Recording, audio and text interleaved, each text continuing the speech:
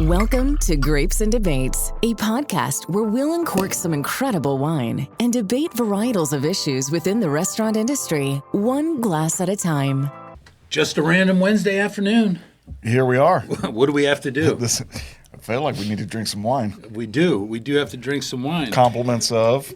Well, we have Tony Azzollini here with Winebow, and they have a new brand that they're representing, known as Hall Wines.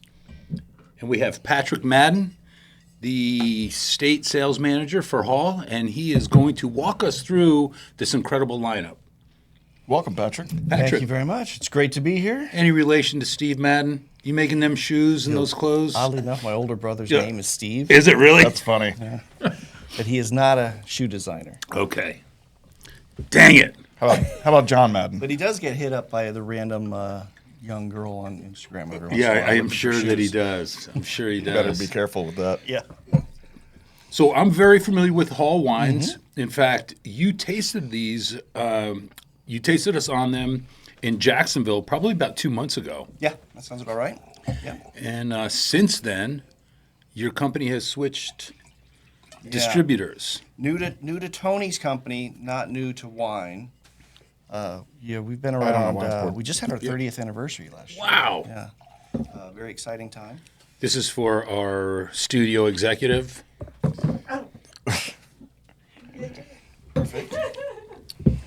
Cheers, guys. Cheers. Cheers. We're getting right into it. Yeah, absolutely. Yeah. Cheers. All right. So we have a Chardonnay, and the name of the Chardonnay is Walt. Why don't you kind of walk us through the lineup, what Walt is? So, as I mentioned, it's 30th anniversary last year. Okay. With the release of the 2022 Katherine Hall, that was the 30th release of Katherine Hall. And that's where we started. We started out as just Katherine Hall. Craig and Katherine bought a 30-acre vineyard up in the hillsides of Rutherford, right up above Auberge du Soleil, in the early 90s. I've been there. Yeah? Yes, it's beautiful. It's a spectacular spot. That's where they built the original Katherine Hall winery and their home. And then about 10 years later, Craig saw an opportunity. So we existed as just Katherine Hall for about the first decade. In the early 2000s, Craig saw an opportunity to expand the winery with the purchase of what was historically the Bergfeld winery, but it had been operated as the Napa Valley Wine Co-op for the last few decades. Okay. So one of those old historic stone and wood barn-style wineries in Napa Valley on the valley floor in St. Helena with a little vineyard there, but with some industrial winemaking facilities around it. So Craig bought that, redid the whole thing, built the now state-of-the-art LEED Gold certified Hall winery that people know and love when they see when they're driving up Highway 29 in the valley. And that's when we expanded to Hall. So Hall became the umbrella winery for Katherine Hall. Katherine Hall became the pinnacle of the portfolio. And that's where we make all the wine to this day. We expanded into two other labels over the last few years. In 2012, we expanded to the Walt label, which we're enjoying now. Walt is Katherine's maiden name. So it's an homage to her parents who first got her interested in viticulture as a child. Her father, she grew up in the Bay Area, and he was a pharmacist by trade, but he had a small vineyard up in Mendocino. And so she managed the vineyard when she was a young adult after he passed away. So that's how she got into viticulture. And then a few years later, in 2017, 2018, we came out with BACA, which is mainly Zinfandel focused, but it's the kind of playful brand where the winemakers kind of get to goof around with other varietals. We'll see at the winery, we'll see a Grenache Rosé sometimes. There's been a Marsanne Roussanne blend sometimes. There's a GSM. They'll do a Petit Verdot. So they get to dabble a lot. So mostly Zinfandels, but we have a new Napa Valley Cabernet under that label too. Okay. So the Walt Chardonnay is, kind of quintessential Sonoma Chardonnay. It's from the Sonoma Coast. We've now expanded our vineyard holdings to almost 500 acres around California. About 250 of them in Napa. This is our Sonoma vineyard. It's called Bob's Ranch. Bob is Katherine's father's name. Okay. So it's named for him. Originally planted as kind of a test vineyard for Paul Hobbs. He's the one who planted it. So it has. We've been to Paul's. You've done that before. Paul's house. Paul's house? it was a house on his property. Yeah. Okay. So it's an interesting vineyard in that because it was a test vineyard, it has a lot of different clonal selections on it. So kind of a really good kind of patchwork of different clones in there.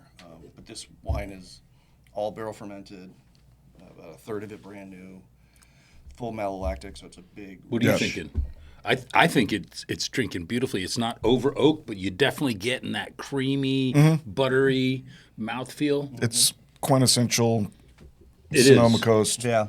Chardonnay. What's great about the And it's spot it's drinking in great. is Yeah, it does. it's in the Petaluma Gap area, so there's Mm-hmm. a constant 15 to 20 mile an hour Yeah. breeze coming off the ocean that hits this vineyard. So the grapes maintain a lot of acidity. Mm-hmm. So that's what it's still, even though it's big and rich, it also cleans up really nicely Right. on the back palate.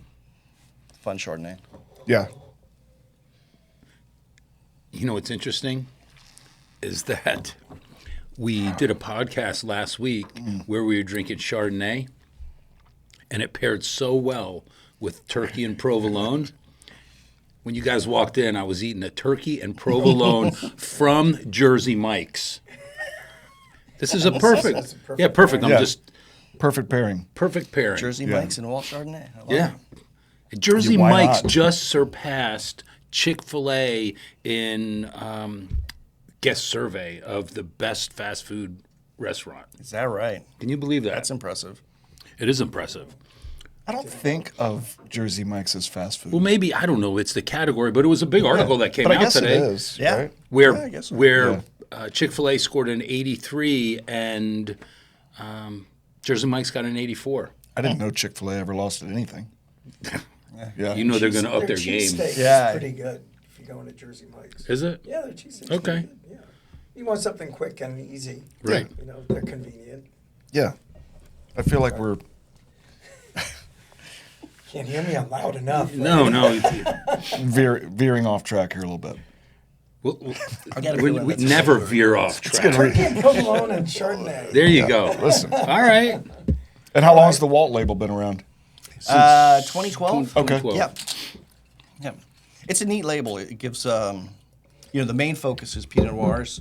So we do Pinot Noirs from as far north Did you as pour too Shea much for Vineyard. yourself? I did. Okay, here. Yeah. Thank you. You can pour. Plus, I got to drive, right? That's I'm on- true. I'm on- You're being I'm on a po- responsible. I'm on a podcast too. So, Okay. So now it's evident. Oh yeah. Video evidence. That's it. So moving on. Hall Sauv Blanc. Napa Valley, so- Sauv Blanc. Yeah, so kind of a dying breed. One of the few remaining standing Napa Valley Sauvignon Blancs. Yeah. You know, it's Why do you suppose that is? it's really a function of farming. People like to think of Napa as kind of like Bordeaux in that there's an estate with their vineyard around it, and that's where they make the wine. Right. But the truth of the matter is, Napa is dominated by independent growers. And if you're an independent grower, farmer, and you've got X number of acres to farm, and you can get 10 to 12,000 tons an acre, or $10 an acre for your tons for your Cabernet, and 3 to 4 for Sauvignon Blanc. Right. What you got to make some hard decisions there. Capitalism. Yeah. Yeah. So there's a lot less now Sauvignon Blanc than there used to be. There used to be a great diversity of vineyard, different types of grapes grown in Napa Valley, and now it's almost exclusively Cabernet Merlot. Sure. Cab is king. Cab is king. Sure. Cab is absolute king. Yeah. We're lucky. We have a really nice vineyard up in northeast Napa in the Pope Valley area, Okay. just over Howell Mountain. Okay. This is good. This is an excellent Yeah. Sauv Blanc. I think to me it's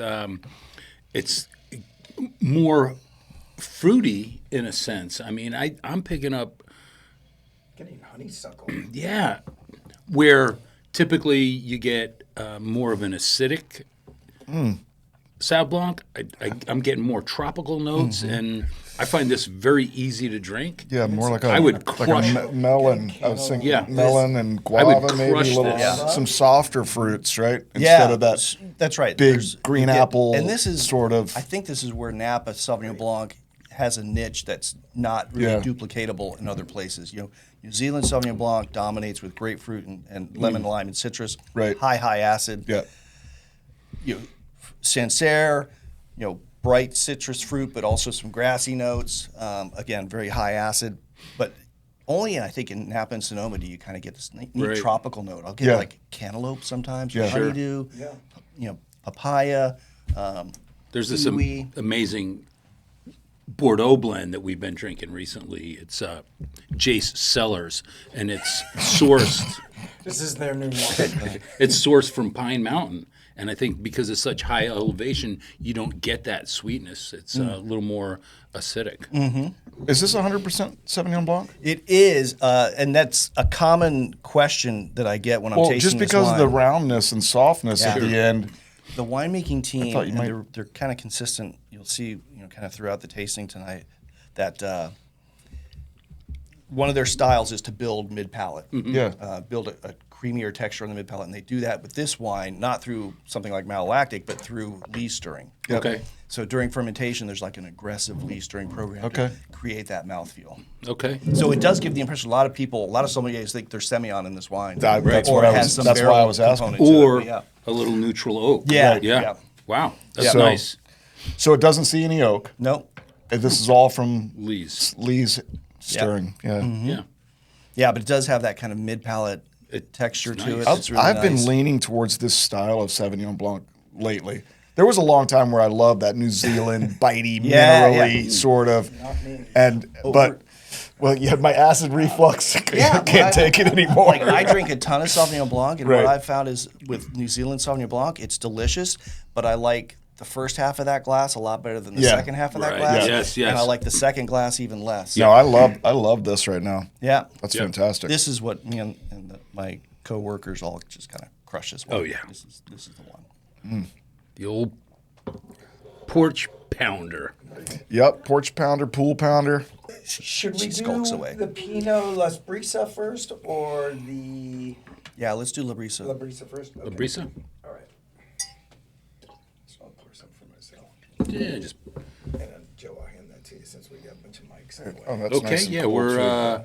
getting ready to have Pinot Noir, also the Walt label. Correct. Okay. Yeah, so Walt is what we call our Burgundy house. It's dedicated to Chardonnay and Pinot Okay. Noirs. It's all we make. Okay. With Walt. Walt is interesting. Mainly, it's dedicated to Pinots. All Sonoma Coast fruit. This wine, yes. But what's neat about Walt is we highlight different appellations and different vineyard sourcing with Walt. So we source the marketing tagline is 1,000 miles of Pinot, meaning we source fruit from as far north as Shea Vineyard in Willamette Valley, and as far south as Clopepe Vineyard in Santa Rita Hills, and there's 1,000 miles between those. Wow. Okay. So, but it's not a blend Pinot like you might see other producers do, where they take Pinots from different regions and blend it and make one. We're highlighting appellations and we're highlighting single vineyards. Okay. with this. So this one is La Brisa is Spanish for the breeze. So it's mainly a reference to that Petaluma Gap Yep. area, and this is mainly Bob's Ranch, same vineyard sourcing as the the Chardonnay. I should Okay. mention the Chardonnay does get some other fruit blended in from San Giacomo Vineyard, Okay. which is just down the street. And then this one usually gets, there's two other vineyards, mainly Gap's Crown, which is also in Sonoma Coast too. Gets blended in too. And then they kind of make the wines Pinot to Pinot somewhat consistent so that it highlights the differences in the appellation and the terroir as opposed to a winemaking style. Yep. See what you think about that.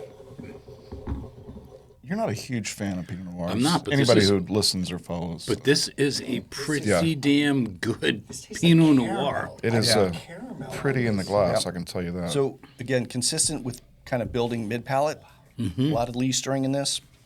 The other component they do with the Pinots is partial whole cluster fermentation. So a little bit of the stems go in, usually about 10%, and it creates a little bit more tannic structure in the wine. A little You bit do. more broader shouldered yeah, style of Pinot. you do get a little bit of that. You smell the caramel, guys? I mean, I'm not sure I'm picking up. Caramel? Yeah. I do get what you're saying. There's a sweetness to Yeah. it. Right, tasting's subjective. Sure is. But this is good. It really is. I enjoy it. That's great bright fruit up there, Yep. and it does drink a little bit bigger. You know, you do, but it's balanced, right? Yeah.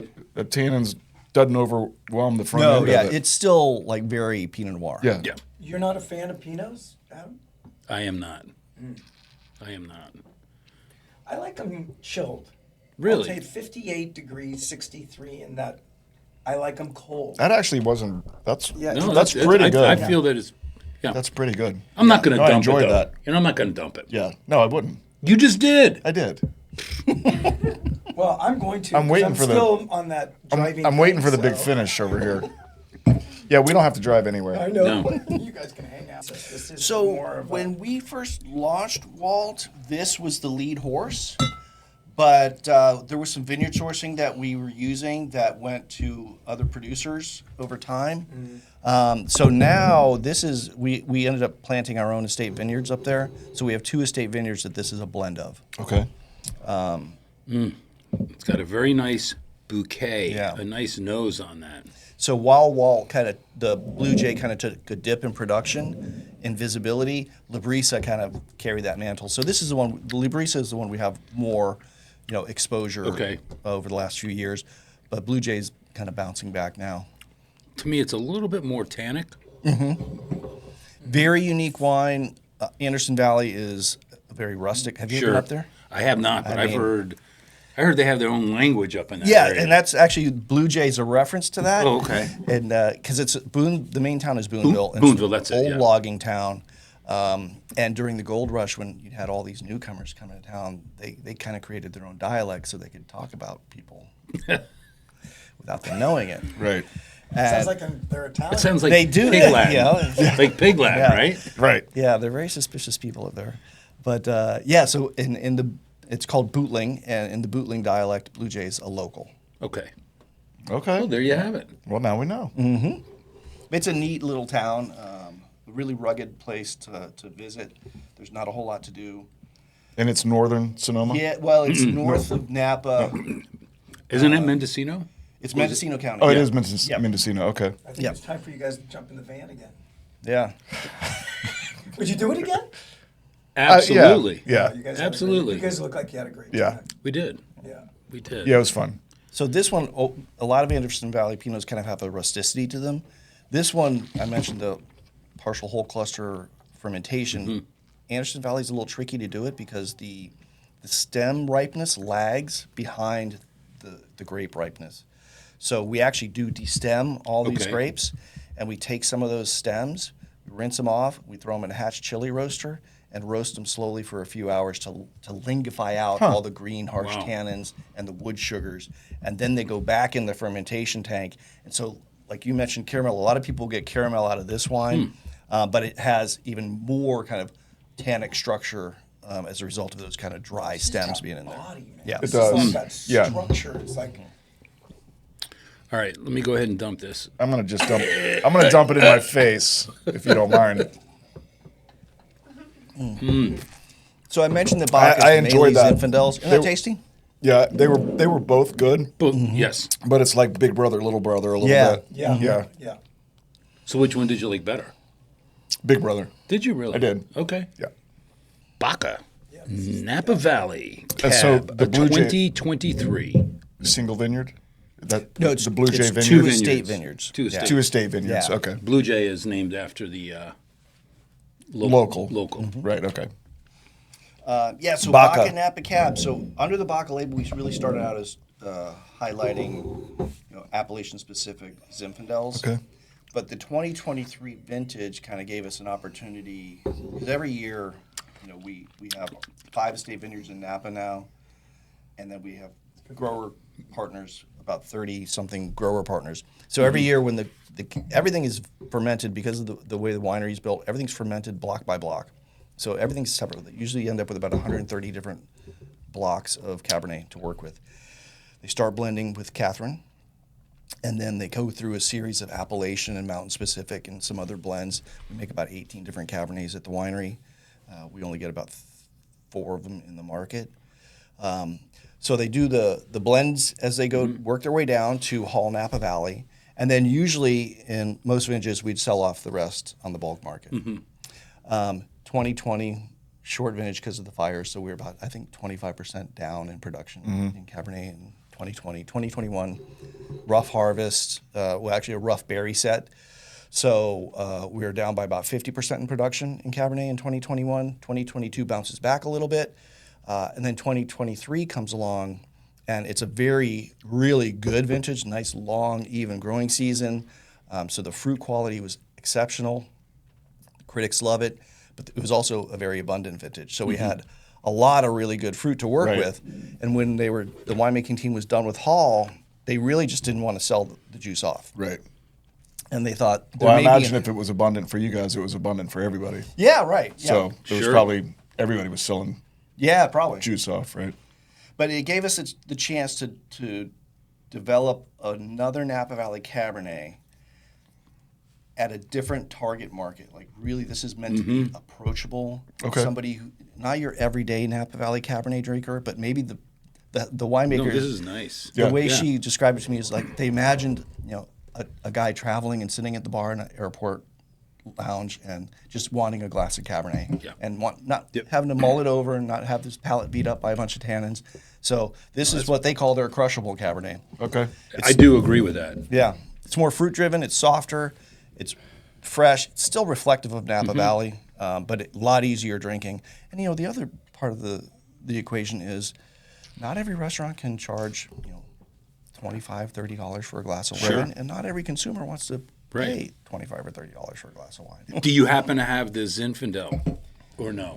I can get it to you. Can I you? can bring it. I thought we had a lot of wines here, so I was just like, but I'll bring it. Yeah, we have 2 Zinfandels available in the market. Home base is Dry Creek Valley, and we have a rock pile. Cat's Cradle is rock piled in. I remember us trying them in Jack's, and I thought they were, I thought it was good, and we're getting ready to make changes to the menu, and let me dump that. Yep.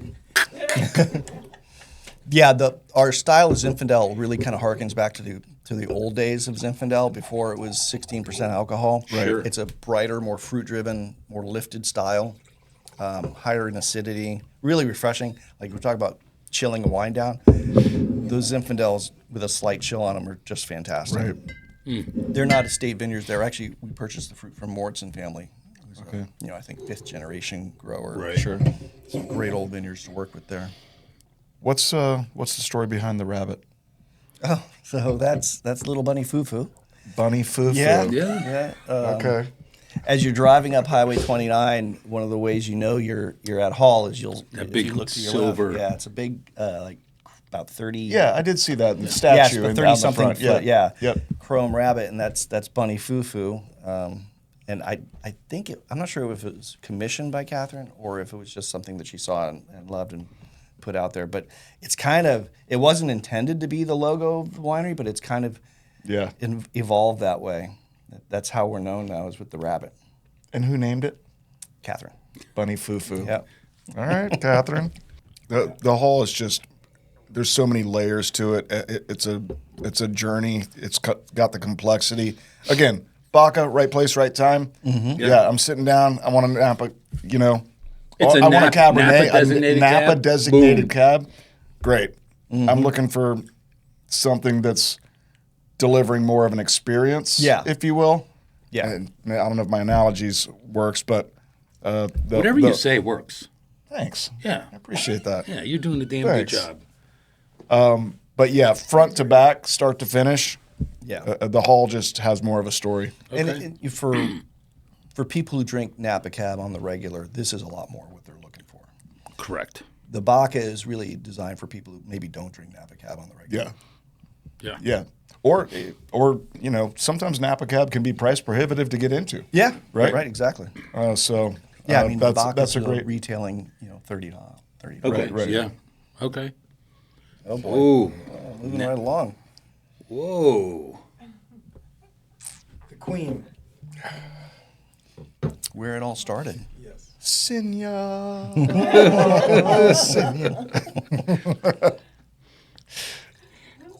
All right. So you mentioned that Katherine Hall. 14 different wines being produced. About 18 different 18. Cabernets, about 46 different wines at the winery. Okay, so I had one. I think it was the Katherine Hall Sacrochet. Yes. So was it the black label with the silver kind of logo? All I know is it may have been one of the best bottles of wine that I've Yeah. had. So when right after they do the blend for Katherine, they do those wines. They're called the Platinum Series, and there's 3 of them, and they highlight single vineyards that we either own or source or estate fruit. Sacrochet is, of course, the home vineyard. The core of this wine is Sacrochet. Okay. And then this gets blended with some other fruit. That's really nice. Oh my God. Wow, that is inky. Yeah, super inky. So there's a lot of mountain fruit in this, but it's not exclusively mountain fruit. The winemakers like valley floor fruit for the textural component. You know, you get really nice soft tannins. So that kind of brings a. This is all estate grown? No. No, you buy some of this. Yeah, Okay. so Sacrochet is the core of it, but then it can be some estate fruit. It can be less. It can be more because most of our grower partners are on the valley floor. So depending on what the vintage is giving the winemakers feels is this, because they really want this wine. Obviously, it's inky, it's rich, it's powerful, but they want there to be a vein of elegance in this wine. Yeah. Elegance on this was a great word, finessed. Sure. Right? Like the Hall, just a little bit more of a bruiser, which I like cabs like that as well. I know you do. Yeah. This is, amazing with it's the got Catherine's name on it, right? Yeah, it does. It's a little more sophisticated, Yeah, a I little like more to say it's reflective of finessed. her, you know? Right. Yeah. Just think your Yeah. burger with a glass of Hall. Right? How cool is it? Yeah. You know, just to Then see you that. think you burger with a glass of Katherine Hall. Yeah. Now you're talking.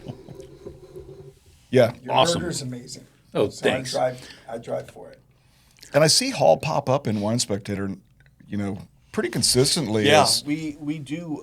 pretty We well res- consistently get great. pretty well reviews. respected, We're yeah. very lucky. The winemaking, yeah. So it's interesting the way they make wine. They really make it all together. Yeah. Okay.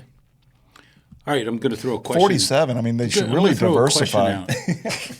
their portfolio. Okay. You had Throw a question. You had a tuna salad sub from Jersey Mike's. I did. What would you pair with it? The Sauv Blanc all day. Sauv Blanc. Yeah. Okay. All right. That's easy. And I had the Jersey And I Mike's really turkey enjoyed and that Sauv provolone. Blanc. I'd go with the Chardonnay. You go Chardonnay. I would. Yeah. Okay. You're going to eat a flatbread tonight. I might. Yeah. No, Yeah. you are. Yeah. Oh, okay. You are. What are you going to pair the flatbread with? Well, it depends on which flatbread I get. Central Valley.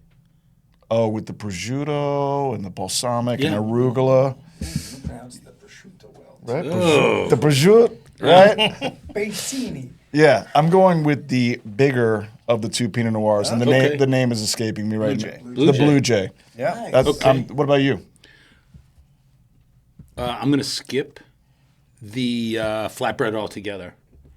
Okay. Yeah, because I feel that one of these Pinot Noirs would have to pair with it. So Ah, you're you know going what? If I have Bolognese. bolognese, You're going Bolognese. I'm going to do the BACA. Okay. Yeah. I like it. Fair. Yep. Yeah. Throw one more at me. There's a wine for everything. How about the burger? Burger. I'm just going to do Hall. Just the Hall. But now, if I have the ribeye, If I had that Zen in If front of I'm- me, that might be my choice for the if burger. I'm splurging, My bad. getting that ribeye, I knew he I'm forgot going something. Catherine. Yeah.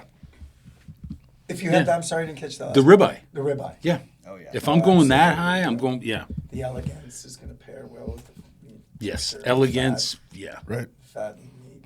It's great. Right. The Katherine Hall, Jesus, it's fantastic. Yeah. You had to bring Jesus into this? Isn't he always here? Yeah. Yeah. All you did was get off the lawn.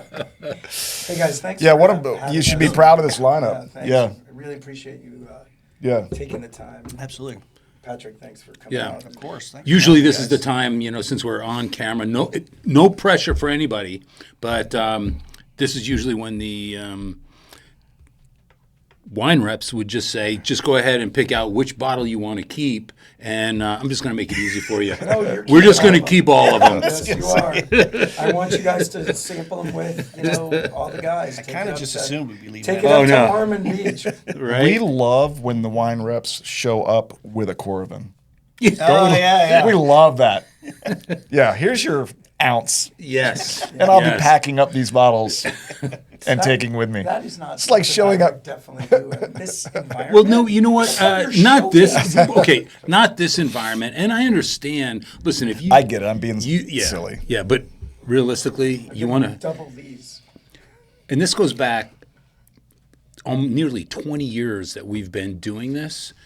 I always felt stronger to purchase a wine if if the rep says, "Do you like? Did you really like this?" I say, "No, I really liked it. I'm just going to leave that bottle with you."